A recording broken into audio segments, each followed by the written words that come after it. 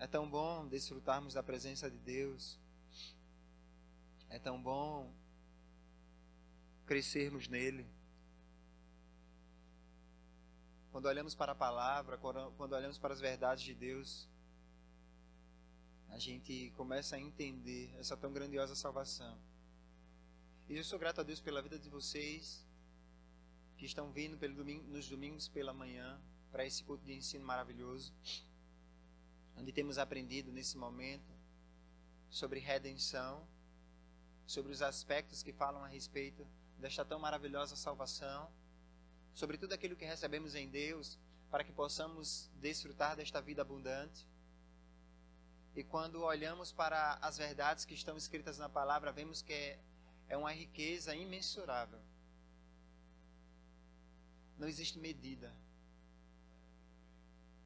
Não tem como colocar em determinado recipiente ou em algo que possa se medir.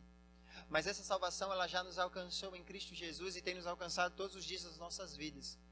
E o mais fantástico é quando Timóteo chega e diz, olha, a piedade para tudo é proveitosa. E ele mostra que existem promessas para esta vida, mas também promessas para a vida que é de vir. Então isso nos mostra que o que temos provado aqui na terra, a respeito de tudo aquilo que Deus fez através da salvação, através de Cristo Jesus, ainda é uma parte de tudo aquilo que ainda vamos provar. A própria palavra fala que enquanto estamos na terra, estamos sendo transformados de glória em glória. Sabe o que quando a palavra fala sobre glória, fala sobre a majestade de Deus? Fala sobre o próprio Deus se manifestando? Quando falava-se da glória, o povo de Israel olhava e dizia, Deus está se manifestando. Quando olhavam para a glória, sabiam que ali era Deus, na sua plenitude. E hoje a Bíblia fala que nós recebemos graça sobre graça. E a glória de Deus repousa dentro de nós pelo Espírito. E Ele derramou abundantemente em nossas vidas. E a Bíblia diz que da sua plenitude nós recebemos. Nós que somos igreja. Então por isso é importante que nós conheçamos. E prossigamos em conhecer acerca de tudo aquilo que Deus fez nas nossas vidas. E acerca de tudo aquilo que Ele tem manifesto, derramado e ministrado aos nossos corações. Porque já está dentro de você. Já é seu.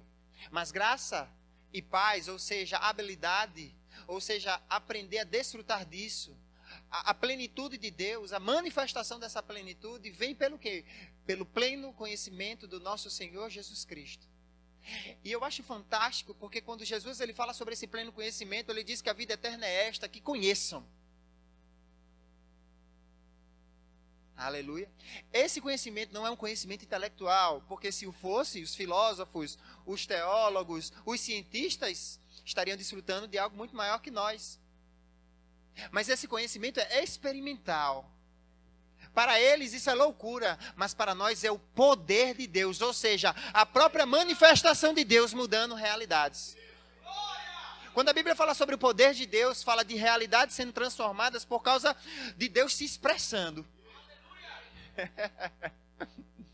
Quando você, um exemplo, quando você toca em alguém, ali é uma expressão sua. Quando você esbarra em alguém, ali é uma expressão sua. Você não está falando. Quando você fala, alguém ouve. Por quê? Porque você se expressou. E Deus se expressa através da sua glória e do seu poder. Primeiramente dentro de nós, mudando a nossa vida, restaurando o nosso caráter, transformando as nossas vidas. Mas também Ele age através de nós, pelo seu poder e pela sua graça. Aleluia! Glórias a Deus! E hoje pela manhã, não combinei nada com louvor, mas nós vamos falar um pouco sobre a questão da paternidade. Aleluia, glórias a Deus. Sobre a questão de sermos filhos, porque isso é parte da redenção. Eu não sei se você observou nas Escrituras, eu comecei a estudar a respeito disso esses dias. E quando você olha para as Escrituras, porque quando falamos de confiança, eu estava meditando sobre isso esses dias, nós não confiamos em qualquer pessoa. Existe uma diferença clara nas nossas vidas a respeito daquelas pessoas que a gente viu uma vez. Você estava num ônibus, num carro, você viu alguém talvez atravessando uma faixa, alguém atravessando a rua, você olhou e continuou. O que é que você pode dizer a respeito daquela pessoa? Talvez a roupa, talvez o andar, talvez algumas coisas. Mas o que é que você pode dizer a respeito daquela pessoa que convive com você? Do seu pai, da sua mãe, dos seus irmãos, da sua esposa, do seu marido, dos seus filhos. Talvez aquela pessoa que você conhece no meio da rua, que você viu apenas uma vez. Você não pode chegar e dizer, não, essa pessoa, com certeza, se alguém chegar para você e dizer, aquela pessoa ali, eu posso emprestar X dinheiro a ela, eu posso dar isso, eu posso emprestar isso a ela, você não conhece, você não vai dizer, cara, não sei, para assim, como assim tu me perguntas isso? Eu nunca vi essa pessoa, eu não conheço. Mas aquela pessoa que está na sua casa, que você sabe que é digna, que é fiel, que é piedosa, você diz, não, essa pessoa você pode confiar nela. Então, confiança parte de conhecer. E conhecer parte de um relacionamento. Eu não conheço quem eu não me relaciono. Eu não posso confiar em quem eu não me relaciono. Eu não estou dizendo que você não pode confiar em pessoas, mas pessoas que você se relaciona, você tem intimidade. E intimidade, aquela pessoa começa a demonstrar o coração dela para você. Você começa a observar as atitudes. E o que é que vai haver? Confiança. Sabe por que muitas vezes não confiamos em Deus? Porque não temos intimidade com Ele. O problema não está em Deus.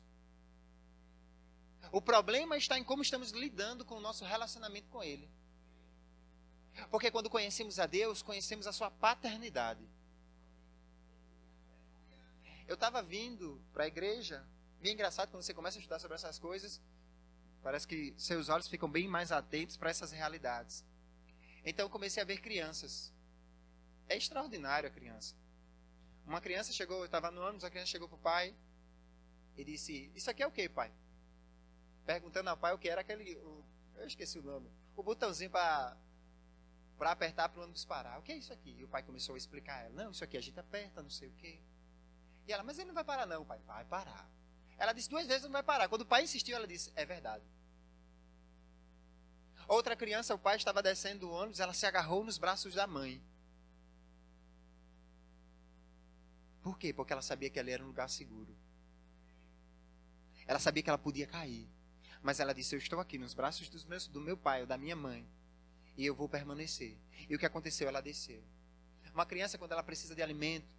Então, você vê a paternidade humana, que é limitada.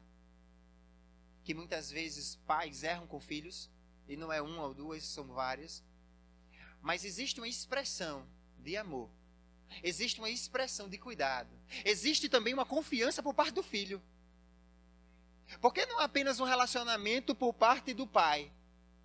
O pai, ele provê tudo que o filho precisa. E o filho passa a confiar no pai. Confiança parte de um relacionamento. Por quê? Porque ele já se lançou um momento nos braços do pai e o pai segurou. Talvez em algum momento o pai deixou ela cair, mas ela sabe que talvez não tenha sido a intenção dele. Mesmo sabendo que o pai erra. Mas preste atenção nisso. Devemos entender que quando Cristo foi para a cruz do Calvário, Ele nos deu salvação, redenção, Ele nos justificou, Ele nos santificou, e estamos sendo santificados pela obra do Espírito nas nossas vidas. Mas preste atenção numa coisa. Uma das, se eu posso dizer dessa forma, uma das promessas ou das realizações da obra de Cristo na cruz do Calvário foi nos tornar filhos de Deus. Eu e você. Filhos. Ah, pastor, mas eu já era filho. Somos todos filhos de Deus. A Bíblia não passa essa verdade. A Bíblia não fala isso. A Bíblia fala em Atos capítulo 17, você vai ver Paulo falando que nós somos geração de Deus, mas ele está falando a respeito da criação. Nós somos criados à imagem e semelhança de Deus. Mas quando o homem peca, ele perde esse relacionamento com Deus. E sabemos que nós tínhamos um relacionamento com Deus como Criador. E mesmo assim a misericórdia de Deus nos alcançava. Então quando Paulo está em Atenas pregando, ele usa essa expressão. Mas o próprio Jesus, em João capítulo 8, ele fala que nós não éramos filhos de Deus. Ele chega para determinado grupo de homens que eram religiosos. Eu acho interessante porque eles eram fariseus, eles eram religiosos, eles eram judeus. E o judeu, ele batia no peito e falava a respeito da sua filiação de Deus. Ou seja, eu sou o povo de Deus. Mas preste atenção, Jesus chega para aqueles homens e diz, vocês não são filhos de Deus. E começa a mostrar que as obras deles manifestavam a real natureza deles. Porque ser filho fala a respeito de uma natureza. Ser filho fala a respeito de algo que nós recebemos. Então Jesus mostra, olha, vocês fazem isso, mentem e querem me matar. Se olharmos também para em Efésios capítulo 1, a Bíblia fala que nós somos... Vamos lá abrir lá? Efésios capítulo 1. A gente vai ler alguns... Na verdade, capítulo 2.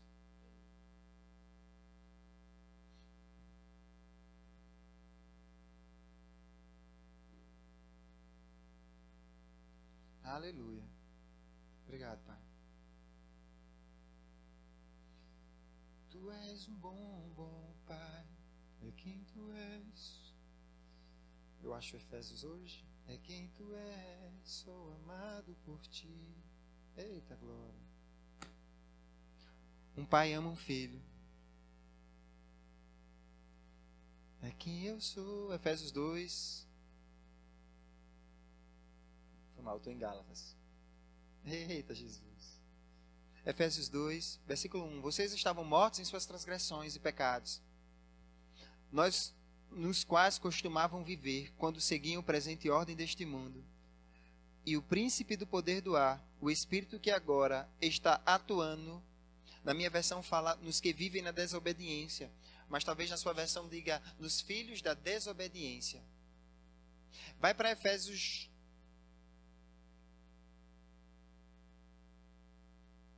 Continua no versículo 3. Anteriormente, todos nós também vivíamos entre eles, satisfazendo as vontades da nossa carne, segundo os seus desejos e pensamentos, como os outros, éramos, por natureza, filhos da ira. Algumas versões falam merecedores de ira. Mas presta atenção, quando Paulo ele está falando aqui, ele demonstra que antes de estarmos em Cristo, nós não desfrutávamos da filiação. Nós estávamos alheios a Deus. Éramos filhos da ira, filhos da desobediência. O próprio Jesus fala que nós éramos filhos do diabo. Se você for lá para 1 João capítulo 3, você vai ver que João ele começa a explicar a diferença dos filhos de Deus e dos filhos do diabo. Então isso não é algo que existiu num texto isolado, mas é algo que a Bíblia instrui e ensina com muito detalhe. O próprio Jesus começa a mostrar que as obras daqueles homens demonstravam de quem eles eram filhos. Mas presta atenção. Jesus não veio apenas para distinguir. Como luz, ele mostrava a realidade humana. Como luz, ele apresentava a situação em que o homem se encontrava. Como luz, ele também vinha para iluminar e mostrar o caminho. Abre em João, no Evangelho de João, capítulo 1. Eu amo esse capítulo. Como outros também, mas... No capítulo 1,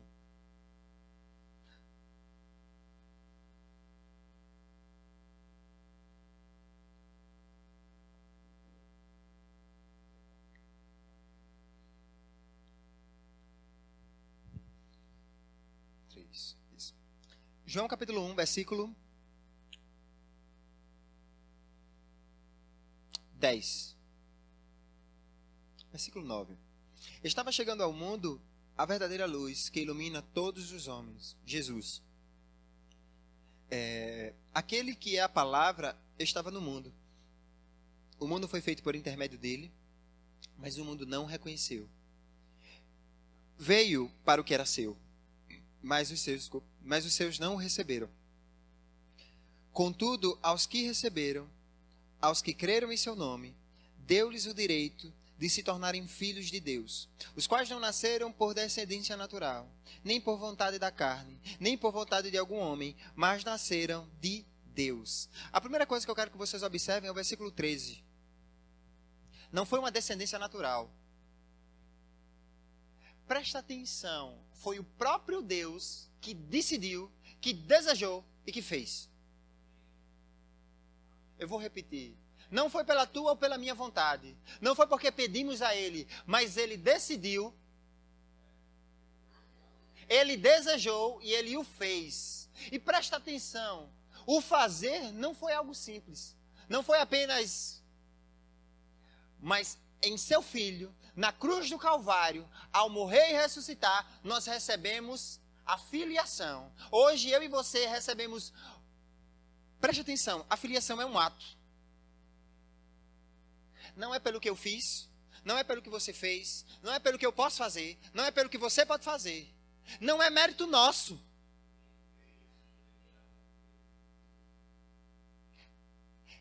Você pode confiar em Deus. Porque alguém que desejou que você fosse filho dele, alguém que desejou ardentemente, porque a Bíblia diz que Deus amou o mundo de uma tal maneira, por isso que eu posso dizer que ele desejou ardentemente. Quem ama de uma tal maneira, deseja ardentemente. Ele amou de tal maneira que deu o seu Filho unigênito, para que todo aquele que nele crer não pereça, mas tenha vida eterna. Aleluia! Presta atenção. Imagina o homem no pecado, entregue a seus próprios prazeres, como estavam falando lá em Efésios capítulo 2. Como nós andávamos, distantes de Deus, alheio às promessas, vivendo segundo o nosso próprio pensamento. Tínhamos uma natureza pecaminosa, e a Bíblia fala que Ele nos amou. E quando Ele nos ama, Ele se entrega. E ao se entregar, Ele nos resgata. Mas não parou por aí. Ele não apenas nos tirou dos nossos pecados e delitos. Ele apenas não perdoou os nossos pecados. Ele apenas não nos tirou de uma condição de destruição que nos conduzia à morte eterna ou ao inferno. Mas Ele nos trouxe para o reino do Filho do seu amor. E nos fez seus filhos. Muitas vezes podemos perder a percepção do que realmente foi feito conosco e quem nós somos hoje. Se você observar, quando Jesus fala sobre o filho pródigo, você vai ver que um dos filhos, ele chegou se queixando ao pai. Mas pai, o outro chegou agora, deitou, enrolou, gastou o dinheiro todo, destruiu. Preste atenção nisso. Esbanjou seus bens, viveu uma vida pregressa lá, destituído de tudo, abandonou você, e você está dando uma festa para ele e eu, que não tem um bezerrinho para meus amigos. Preste atenção. Aquele filho, ele estava colocando em questão méritos. O que um fez e o que o outro não fez. Mas preste atenção que ele tinha perdido. Ele tinha perdido a essência de quem ele era, filho. Ele estava na casa do pai, se vendo como mais um servo. Porque ele disse, ó, tu tem tudo, esse menino que chegou agora, que pintou e bordou, se eu posso dizer dessa forma, recebeu uma festa e eu não tenho nada. Peraí, como assim? Tem uma coisa errada. A questão não era o que o pai estava ou não estava fazendo, a questão era como o filho se via. Ele se via como alguém que não tinha direitos de filho. Aí quando ele viu o outro desfrutando, ele disse, como assim? Que história é essa? Sabia que isso pode acontecer conosco? Se não atentarmos para as Escrituras, podemos perder a percepção de quem nós somos como filhos de Deus, como herdeiros das promessas. A gente vai chegar lá. Como gerados por Ele para boas obras. A Bíblia fala que nós somos criados em Cristo. Em Cristo Jesus, eu e você, na sua morte e ressurreição, eu e você recebemos uma nova vida.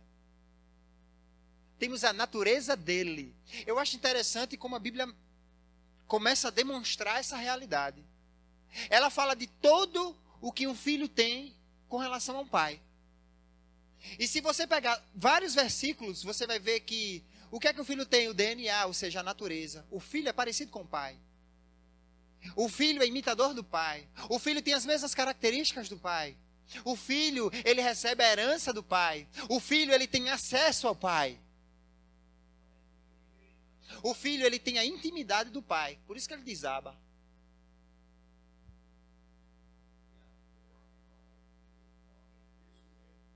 Abre tua Bíblia em Gálatas.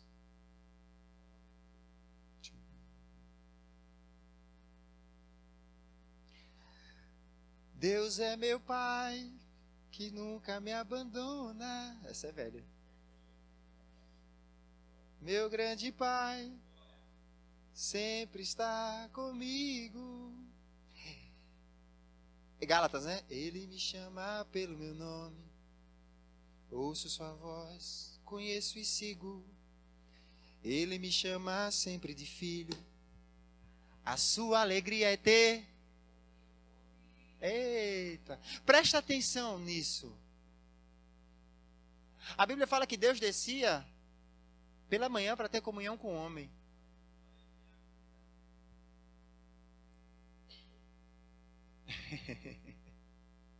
Deus descia no fim da tarde para ter comunhão com o homem. Deus descia. Deus, ele vinha.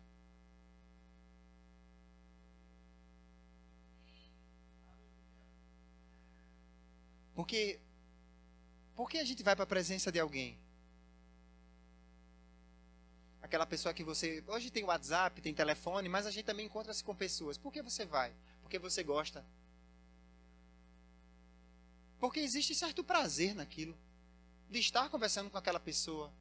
De estar ali desfrutando daquela amizade, daquele relacionamento. Então você, muitas vezes, principalmente homens, quando estão apaixonados, eles movem céus e terra para ir até lá. E a Bíblia fala que Deus, ao cair da tarde, ele descia para ter comunhão com o homem, para conversar com ele. Gente, eu estou falando desde o princípio. No princípio de todas as coisas, Deus vinha. E hoje,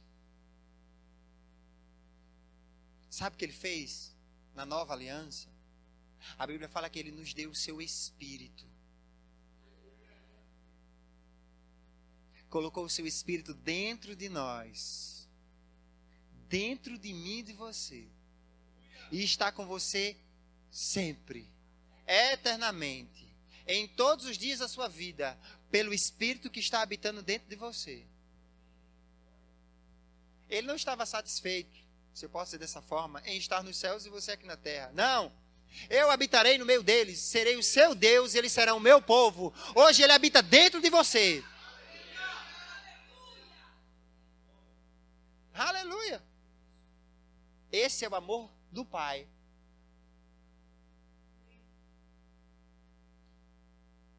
É engraçado, tem um amigo meu no trabalho,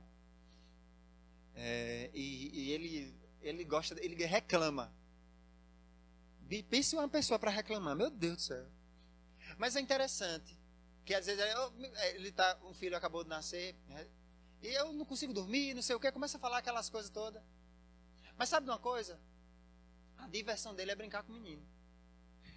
Ele gosta de estar com o menino, mesmo sabendo que o menino vai acordar ele de madrugada, mesmo sabendo que às vezes ele quer assistir alguma coisa ou fazer alguma coisa, mas mesmo em meio a tudo aquilo, ele sente prazer em estar com o filho dele. E ele é homem. A gente vai chegar lá. Gálatas 3, versículo 23.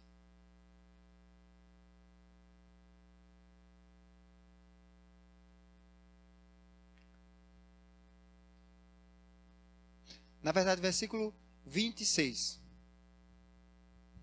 Todos vocês são filhos de Deus, mediante a fé em Cristo Jesus. Pois os que foram batizados em Cristo, de Cristo se revestiram. Não há judeu, não há grego, escravo, livre, homem, mulher. Pois todos são um em Cristo Jesus. E se vocês são de Cristo, são descendência de Abraão e herdeiros segundo a promessa.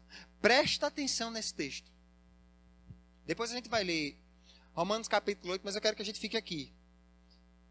Sem pressa.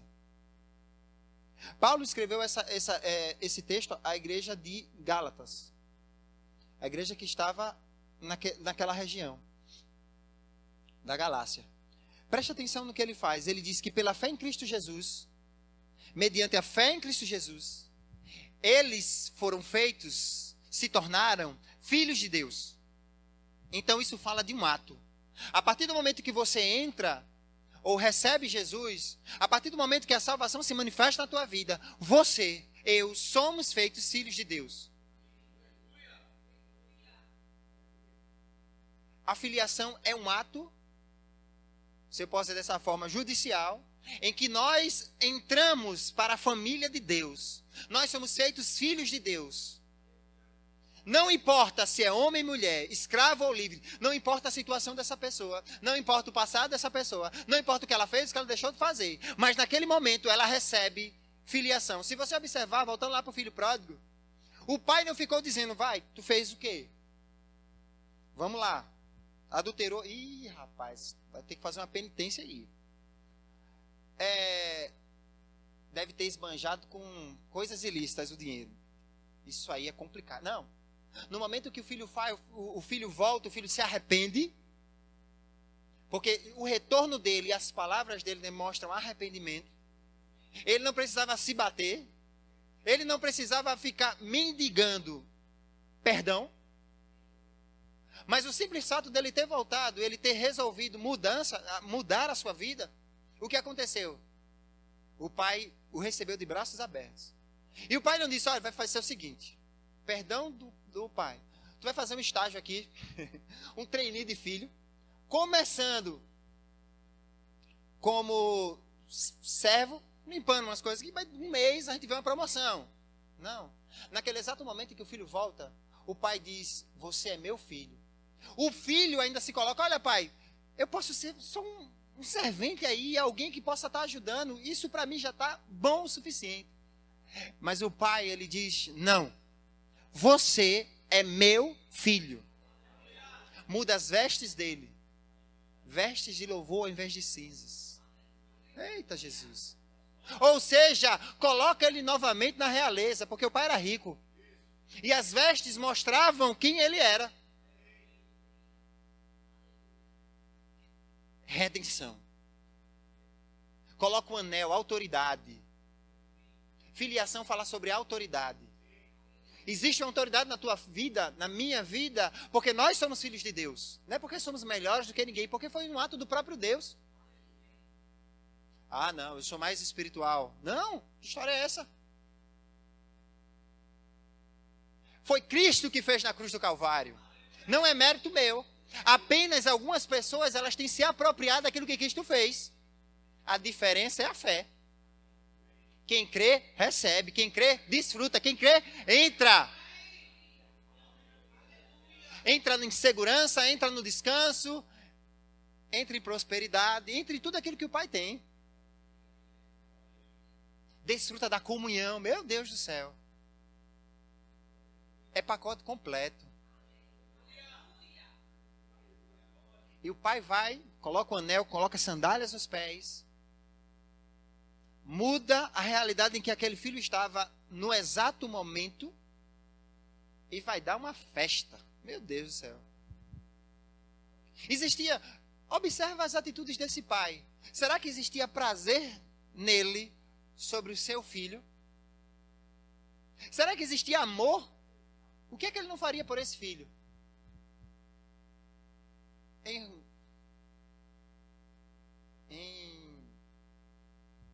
Romanos, capítulo 8, diz que se Deus é por nós, quem será contra nós? Aquele que nem seu próprio filho poupou, antes o entregou. Por quê? Diga, por amor a mim. Diga mais alto, por amor a mim. Não é porque você merece, não é porque ele te amou. Não é porque você merecia, não. É porque ele te amou. Ele te fez merecedor. Por amor. A Bíblia diz que ele não reteve. Ele entregou. Deu. Doou. De graça. Por própria vontade. Ele se expressou dessa forma. Aí ele diz, como não nos dará com ele todas. Diga todas. Todas as demais coisas. Ou seja, não fica nada de fora dessa tão maravilhosa salvação. Deixa eu ver lá. E o texto fala que pela fé, não por mérito, não por, eu sou homem, mulher, escravo, livre, judeu, gentil. Recebemos somos filhos de Deus em Cristo Jesus. Filhos de Deus. Aleluia. Diga, eu sou filho de Deus. Uma certa vez, preste atenção nisso. Eu ia dizer que eu era jovem, viu? Oh, meu Deus. Eu era muito mais jovem do que eu sou hoje. Era um adolescente na época. E existia entre alguns amigos meus algumas conversas acerca de ser maior. Meu Deus, céu. Adolescente, então não era pastor, era adolescente. Mas já era de igreja, aí ficava aquela, não, que um queria ser apóstolo, achava que não, mas o pastor, mas eu não sei o quê. E se passou, não sei o quê, foi, aquela conversa toda, e um dia eu estava sentado, e Deus falou comigo, eu nunca me esqueço disso. Deus chegou para mim e falou, qual o maior título que pode haver na face da terra, se eu posso expressar dessa forma? Rei, imperador, dono do mundo, se eu posso dizer que existe, ou filho de Deus que criou todas as coisas? Depois desse dia, eu não me preocupei mais com título nenhum. Porque eu já era um filho de Deus. Eu não me comparava mais com outros. Por quê? Porque eu já estava na presença do meu Pai. Imagina o Deus que criou todas as coisas, tudo formou, decidiu, você vai ser meu filho. A partir de hoje, porque você decidiu seguir os meus passos, andar na minha verdade, eu vou fazer você de um filho. Você era escravo do pecado, você era um pecador, você ia para o inferno. Desculpa. Mas hoje, me empolguei, você é meu filho, herdeiro.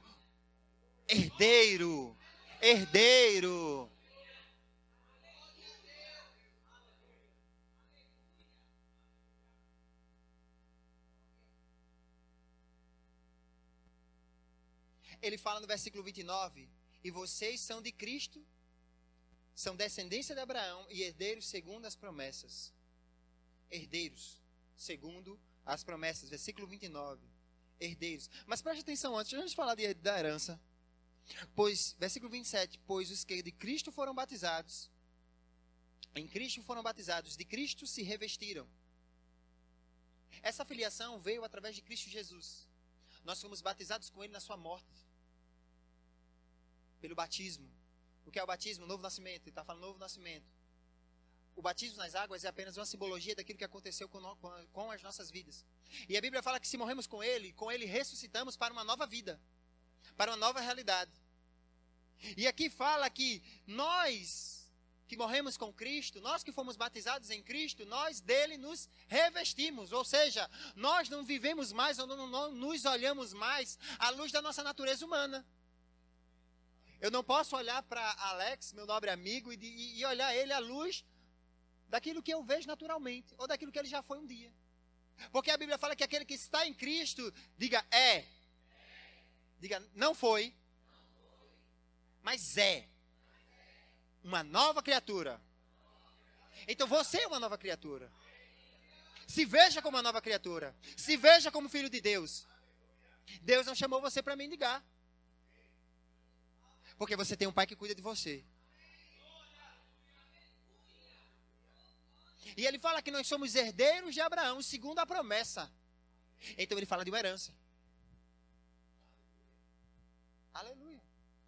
Eu não vou falar sobre toda a herança, mas eu vou te dizer uma. A Bíblia fala também que nós somos herdeiros de Deus e co-herdeiros em Cristo por causa dessa tão maravilhosa salvação. Só vou te dar uma herança. Eu acho que essa já dá para gasto. A Bíblia fala, tem um salmo que diz que o salmista fala que o que ele tinha no céu além de ti. E não há na terra nada que ele queria mais do que o próprio Deus. Os levitas, eles não tinham herança. O que era herança naquela época? Chegaram na terra prometida e começaram a partilhar. Esse quadradinho aqui vai ficar com tal tribo, aquele com tal. E os levitas, eles não vão ser herança. Eles não vão ter herança. Sabe qual era a consciência que os levitas tinham? E aquilo aponta para nós a respeito de herança. Eles não apontavam para coisas naturais, mas o próprio Deus era a herança deles. Deus chega para Abraão e diz: Abraão, eu sou o teu galardão. Você devia dar um glória mais. Não para mim, mas pela verdade que Deus está falando aos nossos corações. Quando ele diz que ele é a nossa herança, gente, é Deus, não é bens. Bens têm um limite, Deus é ilimitado, eterno, todo-poderoso. E ele está dizendo, eu sou tua herança. Mas pastor, você não sabe a crise que está passando. Gente, Deus é a tua herança e o teu galardão. Por isso que lá em Filipenses capítulo 4, tivemos uma mensagem maravilhosa domingo à noite falando sobre suficiência. Suficiência. E Deus ele se apresentava como El Shaddai, que era o mais do que suficiente. É tão impressionante, Deus, eu vou falar um pouquinho sobre isso, é tão impressionante o que Deus tem para as nossas vidas. E eu não estou falando de bens não, de coisa, isso aqui é pequeno. Isso aqui, aí vai botar um piso novo, a gente vai fazer reforma, a coisa já tem melhorado, vê essa frente maravilhosa, Deus já está mudando as coisas e vai melhorar mais. Agora preste atenção numa coisa. Ele diz, eu, o Deus Todo-Poderoso. É tão impressionante que quando a gente olha para os planos de Deus para as nossas vidas, a Bíblia diz que o que Deus tem reservado para as nossas vidas, preste atenção nisso, é muito além daquilo que eu e você possa pensar ou imaginar. Gente, a gente já imagina negócio grande. Geralmente a imaginação está ligada a coisas que a gente não vê e que a gente tenta aumentar ou diminuir algo, numa proporção que talvez não exista. Por exemplo, eu já quis tomar banho de piscina com refrigerante. Alguém já quis? Isso não existe. Mas assim, por quê? Quando eu era criança, tá, gente? Agora não. Mas por quê, gente? Porque a imaginação fala de um fato tão grande que não existe. Quem nunca quis voar aqui? Hein, pastor? Quando era criança. Então, assim, porque você imagina algo que você não pode. E a Bíblia fala que o que Deus tem reservado para mim e para você vai muito além. Diga muito além. Não é além, não é só um pouquinho, mas é muito além daquilo que possamos pensar ou imaginar. Então, isso mostra, não estou dizendo que você vai voar, mas isso mostra a magnitude daquilo que Deus tem reservado para as nossas vidas. Por quê? Porque Ele é o nosso galardão. Se o nosso galardão fosse coisas materiais, talvez fosse limitado à nossa imaginação. Mas como Ele, o próprio Deus, é a nossa herança, é o nosso galardão, isso inclui céu, inclui prosperidade, inclui a presença dEle. Meu Deus do céu.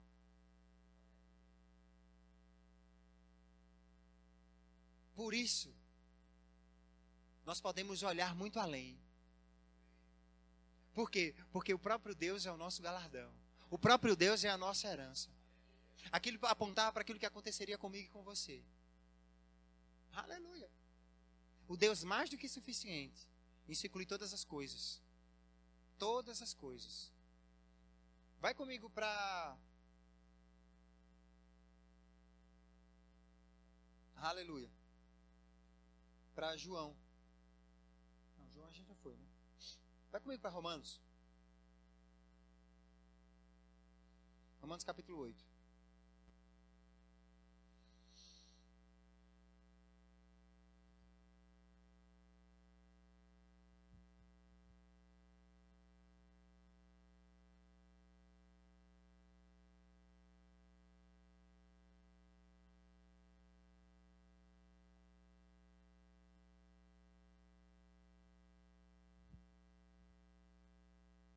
Aleluia.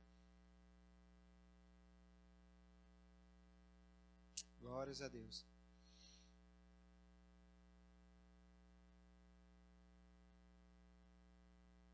Versículo 13.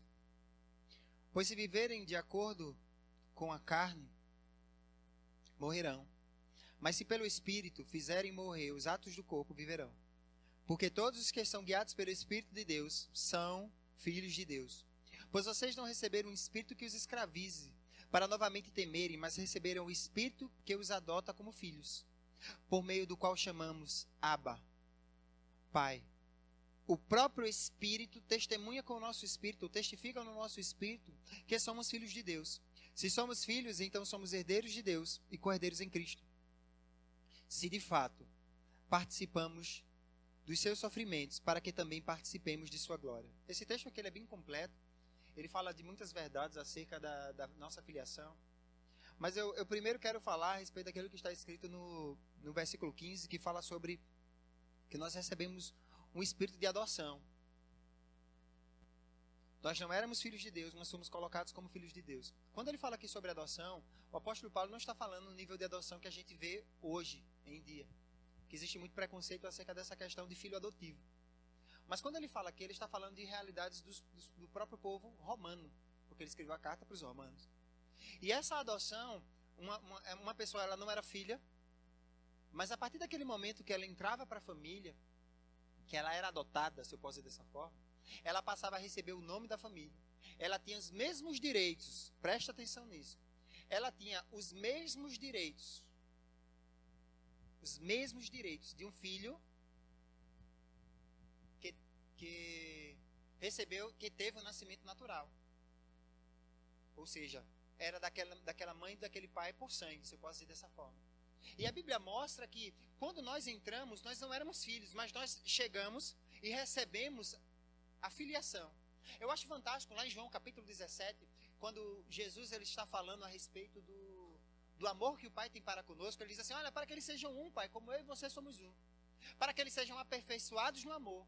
E o mundo possa ver que tu os amaste, como também amaste a mim. Certo momento, quando Jesus ele está para subir aos céus, e ele pede para que Maria não tocasse, ele diz, olha, porque eu vou para o meu Pai, seu Pai, o meu Deus, o seu Deus. O que é que Jesus está fazendo com isso? Ele está nos colocando na mesma realidade que ele estava, como filho. Porque até então ele tinha ensinado os seus discípulos a orarem daquela forma, como Pai nosso que estás no céu. Mas naquele momento, ele estava falando de uma realidade muito superior que foi feita através de Cristo na cruz, através da sua morte e ressurreição. Que nós tínhamos nos tornado filhos de Deus. E essa adoção nos coloca como filhos legítimos. Existe uma legitimidade na sua filiação a Deus.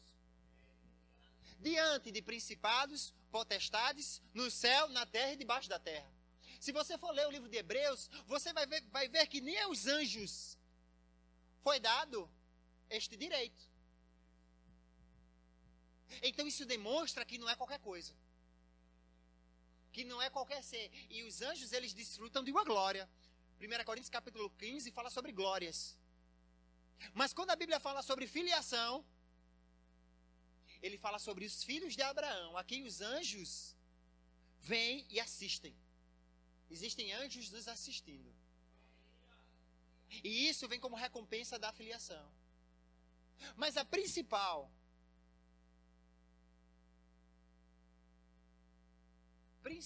recompensa da filiação é a tua comunhão com Deus. Porque a comunhão com Deus, desde o princípio, Deus estava restaurando. Se você for para você ler a Bíblia inteira, você vai ver que sempre foi o desejo de Deus restaurar a comunhão com o homem. A sua comunhão com o homem. Tanto que ele veio, como fala lá em Gálatas capítulo 4, nascido sobre a lei, enviou o seu filho, nascido sobre a lei, nascido de mulher, para resgatar os que estavam aprisionados à lei. Para resgatar todos aqueles que tinham sido destituídos da sua glória. Para resgatar a mim e a você. E nos tornar herdeiros e co-herdeiros. Aí ele fala sobre o Espírito. A obra do Espírito. Testificando em nossos corações. Isso é uma evidência. Existem algumas, se você estudar as Escrituras, você vai ver que existem algumas evidências de sermos filhos de Deus. Primeiro, a nossa nova vida. A Bíblia diz que os mandamentos de Deus não são pesados para nós. Por quê? Porque nós temos uma nova natureza. E esta natureza é uma prova evidente da nossa filiação. Porque quando Jesus fala, lá em João capítulo 8, acerca dos fariseus serem filhos do diabo, ele mostra que as obras dele provavam a que reino eles serviam. Se você for para 1 João capítulo 3, você vai ver que o apóstolo João, ele começa a mostrar, olha, os que andam em iniquidade são do diabo. Mas Cristo nos resgatou para quê? Para isso Cristo veio, para desfazer as obras do diabo. Então, quando lá em Efésios capítulo 4, acho que é Efésios capítulo 4, deixa eu só confirmar aqui para vocês, que esse eu quero ver. Efésios capítulo... É isso mesmo. Efésios capítulo 5, na verdade. Efésios capítulo 5, versículo 1. Diz que nós devemos ser imitadores de Deus como filhos amados. Presta atenção. Ele não diz que nós devemos nos esforçar para sermos imitadores de Deus. Se esforcem. Entendo o que eu estou querendo dizer. Eu não estou dizendo que não deve haver esforço da nossa parte. Mas no texto ele não enfatiza isso. Ele diz que sejamos imitadores de Deus como filhos amados. Então ele mostra que a realidade de ser filho te habilita para ser imitador de Deus. Se ele está dizendo que nós devemos ser imitadores de Deus como filhos amados, ele está dizendo primeiro que é possível ser imitador de Deus. Então não diga que não é possível. Segundo, ele está dizendo que a nossa realidade de filho nos coloca com o potencial, com a graça, com a glória de podermos expressar. Quando ele fala imitar, ele fala sobre expressar aquilo que Deus expressa. Manifestar aquilo que Deus manifesta. Não apenas com poder, mas primeiramente com as nossas vidas. Que é um grito. Nossa vida é um grito. As pessoas elas nos observam. As pessoas elas nos veem. E a nossa vida expressa a glória de Deus. Então a Bíblia diz, olha, como filhos amados, lá em 1 Pedro fala que nós como filhos não devemos nos deixar levar por paixões. Mas como é santo aquele que nos chamou, devemos o quê? Ser santos. Sede santo em todo o vosso procedimento. Então a filiação também nos coloca com a responsabilidade. Manifestar o caráter de Deus. Mas se formos para 2 Pedro capítulo 1, quando ele fala sobre algo que nós recebemos, ele fala de grandes e preciosas promessas. E fala que para que através delas nos tornemos o quê? Participantes, nos tornamos participantes. Através dessas promessas, nós nos tornamos participantes de quê? Da natureza divina. Então isso mostra que a filiação é uma expressão da habilidade que nós temos. Porque somos filhos, podemos manifestar Cristo. Um pai, muitas vezes quando ele era muito rico, quando era um imperador, um rei, ou alguém de autoridade, ele não podendo ir para determinada região, ele enviava quem? Um representante, um filho. E o filho detinha a mesma autoridade que ele tinha. As mesmas credenciais, e o filho não ia fazer a sua vontade, mas a vontade daquele que tinha o enviado. Assim como Cristo esteve na terra, fez a vontade do Pai, manifestou, ele disse, olha, eu não faço nada de mim mesmo. Pai, eu vim e manifestei a tua glória aos homens. Sabe de quem é hoje a responsabilidade de manifestar a glória do Pai aos homens? A igreja. Da igreja. Eu não falo do templo, mas eu falo dos membros unidos. Quando falamos a respeito de filiação, nós falamos também a respeito de uma irmandade. Irmãos. Se você ler Romanos capítulo 1, Romanos capítulo 8, em vários textos da Bíblia, Paulo ele chega para a igreja e diz, irmãos. Isso é uma expressão de família, familiaridade. Ou seja, ele entendia que nós somos nós somos irmãos. Essa pessoa que está ao seu lado é teu irmão. Somos membros da mesma família. Membros da mesma família. É interessante, se você for para 1 João, capítulo 3, você vai, na verdade, capítulo 4. Leia capítulo 3 e capítulo 4, são muito bons. Mas no capítulo 4 ele diz, olha, a evidência que nós passamos da morte para a vida é qual? Que amamos. Sabia que o fato de você amar o seu irmão é uma evidência, é uma prova de que você é da família de Deus, filho de Deus? A Bíblia mostra que existem evidências. A sua vida é uma evidência. O testemunho do Espírito dentro de você é uma evidência. E o seu amor pelo seu irmão é uma evidência também. Grupo de louvor, por favor. Preste atenção nisso. Então, a expressão esta evidência de sermos uma família. Eu acho interessante quando Paulo ele vai instruir Timóteo. Timóteo era presbítero, era um líder, e ele começa a dizer, olha, trata os mais velhos como pais, e os jovens instrui como irmãos. E as jovens, Timóteo era um jovem, como irmãs, com toda a pureza e santidade. Preste atenção nisso. Paulo, ele entendia que aquilo, antes de mais, aquilo não era uma frente de produção, aquilo não era uma empresa, mas ali havia relacionamentos entre pessoas que eram irmãos.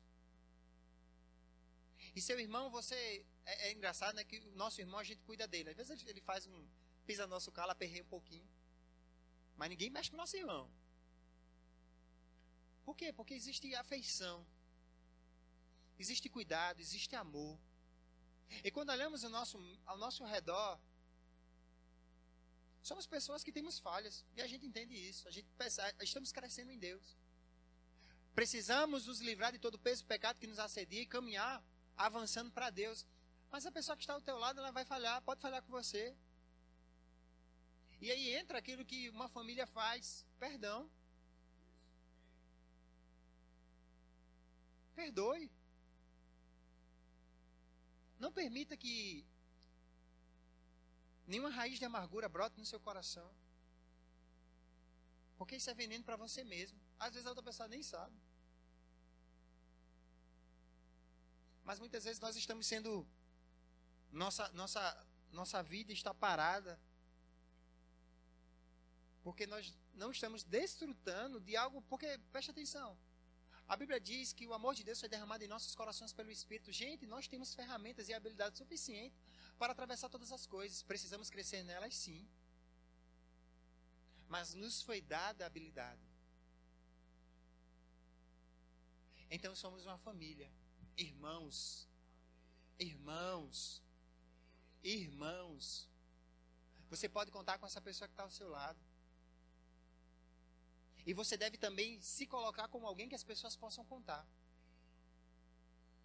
Porque é muito bom a gente poder contar com uma pessoa e com outra. E eu? Será que eu tenho me colocado como alguém que as pessoas podem contar comigo? Para conversar, como um conselho.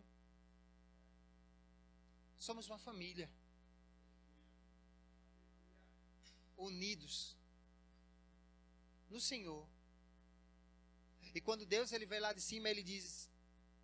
Eu acho interessante quando Jesus foi se batizar.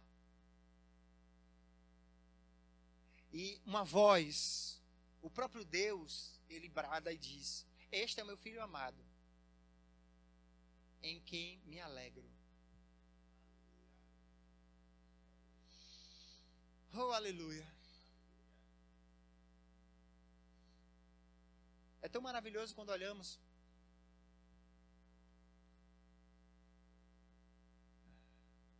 para o amor de Deus nas nossas vidas.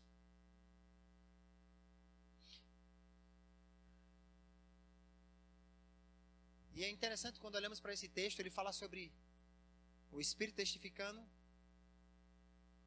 E diz que nós clamamos Abba, Pai, querido Pai. Essa expressão era uma expressão aramaica, cotidiana. Se fosse no Nordeste, seria painho. Era uma expressão simples, que demonstrava intimidade. De alguém que você falava porque você, não simplesmente porque você amava, mas porque você conhecia, porque você tinha intimidade. Quando falamos de Deus, pode acontecer que, por não haver entendimento das Escrituras, a gente olha tanto para o Deus justo, que Ele é justo, e nos esqueçamos que existe um Pai que está perto. A Bíblia diz que Deus não está longe, Deus está perto. A Bíblia diz que os ouvidos dele estão abertos. Em Mateus capítulo 7, a Bíblia diz que, olha, se vocês, que são homens, que são maus, sabem dar boas dádivas aos seus filhos, ele fala, olha, quanto mais Vosso Pai que está no céu não dará boas coisas àquele que eles pedem. Sabe por que muitas vezes andamos ansiosos? Ansiedade fala de uma incerteza do futuro. Medo do futuro. Medo das coisas. Sabe por que muitas vezes andamos tristes? Muitas vezes por coisas que aconteceram. Por situações que aconteceram com as nossas vidas. Porque estamos olhando para as situações. Porque estamos muitas vezes nos esquecendo que temos um Pai que cuida de nós. Eu não estou dizendo que é sempre isso, mas muitas coisas acontecem por causa disso. Porque não estamos olhando, porque a Bíblia fala que Deus cuida de nós. Ele cuida. Se vocês sendo maus sabem dar boas dádivas, quanto mais vosso Pai. Em Filipenses capítulo 4 fala que o meu Deus, segundo a sua riqueza em glória, supre a cada uma das minhas necessidades. Eu não sei qual é a tua necessidade, mas eu sei que Deus é mais do que suficiente. E quando olhamos para esse Pai, porque quando sabemos que Deus pode todas as coisas, ficamos naquele impasse. Deus pode, mas será que Deus quer? A fé é uma certeza em tudo aquilo que Deus já fez. Em tudo aquilo que Deus já fez e já nos deu. Então nós podemos, em meio às pressões, em meio às dificuldades, e uma das coisas que recebemos dele foi a paternidade divina. Sermos parte da família de Deus. Então quando pressões se levantam, você pode se lançar aos pés do seu Pai. Ah, pastor, mas a Bíblia fala que eu preciso ter fé, olhar para a montanha. Não, fala. E você deve se erguer mesmo em fé. Mas vão acontecer, e podem acontecer na tua vida situações em que você não sabe o que fazer. A Bíblia fala que Josafá teve medo em meio a uma determinada situação. Porque ele olhava para as forças dele e sabia que ele não podia vencer. Exército gigantesco. Um grupo de nações se unindo. Davi muitas vezes no meio do desespero, vendo os soldados se levantando contra ele para matá-lo. Porque ele tinha ido para uma batalha, quando voltou tinha a família, todo mundo, inclusive a dele, tinha sido sequestrada. E ele foi o quê? Pai, estou diante de você. Nós estamos diante dele.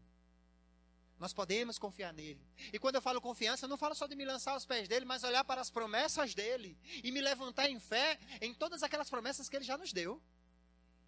Mas para isso é necessário confiança. Porque eu sei que quem disse foi um Pai que me ama.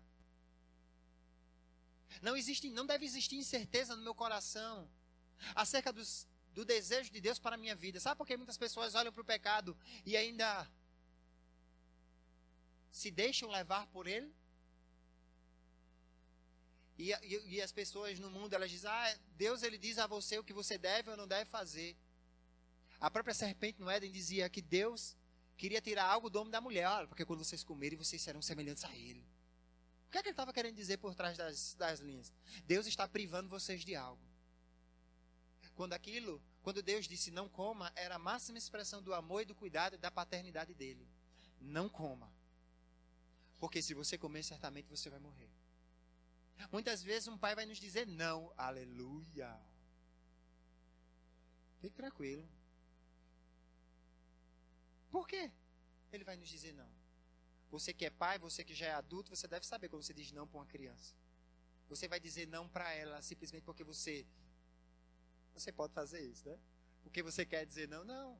Se você ama verdadeiramente e você está interessado nela, você vai dizer não muitas vezes. Por quê? Porque você deseja cuidar. É expressão de amor. E uma das coisas, se você ler Hebreus capítulo 12, você vê que como pai, e por sermos parte da família de Deus, Deus corrige o filho a quem ama. Aleluia. Porque ele diz, olha, o bastardo, aquele que não é filho, ele faz o que quer, mas o filho não. O filho o pai traz como instrução. O pai traz para perto. O pai orienta. O pai corrige. E muitas vezes, porque estamos distantes de Deus, coisas vão acontecer na nossa vida. Não porque Deus determinou que acontecesse, mas porque nós decidimos sair. O filho pródigo, ele decidiu sair. Não foi ninguém que levou ele, não. Ele disse: eu saí. Vou viver a minha vida, vou gastar os bens, vou fazer o que eu quiser. E ele se provou dentro de uma realidade de destruição. Então, muitas vezes é assim que nós fazemos. Nós agimos dessa forma. Mas nessa manhã, oh glória, atmosfera maravilhosa.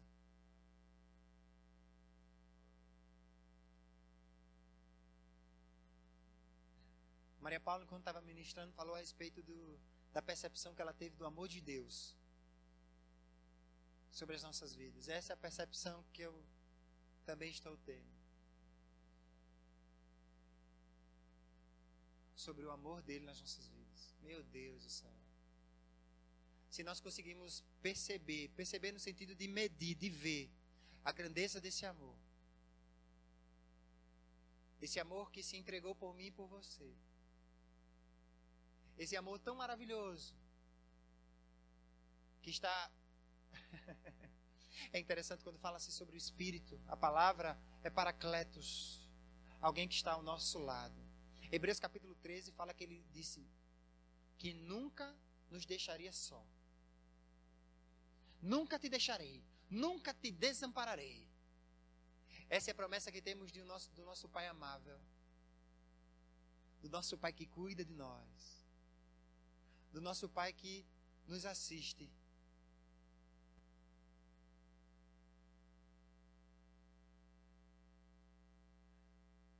Eu sei que você toma muitas decisões no seu dia.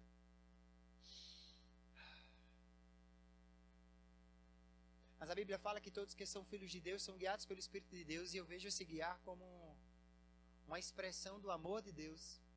Porque um pai, ele aconselha um filho.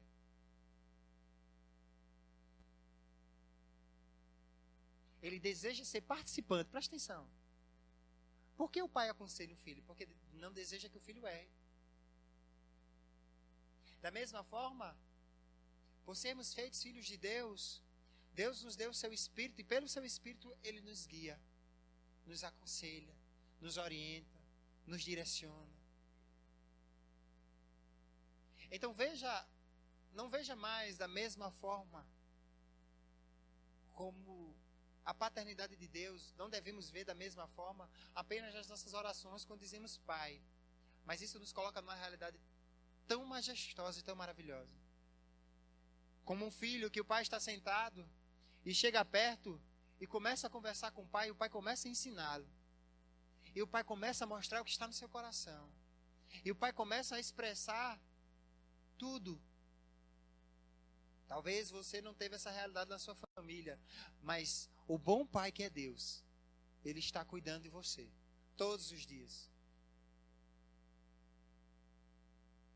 Eu acho interessante no Salmo 23 que o salmista ele fala que a consciência de não temer mal algum estava totalmente ligada à consciência, à certeza de que Deus estava com ele.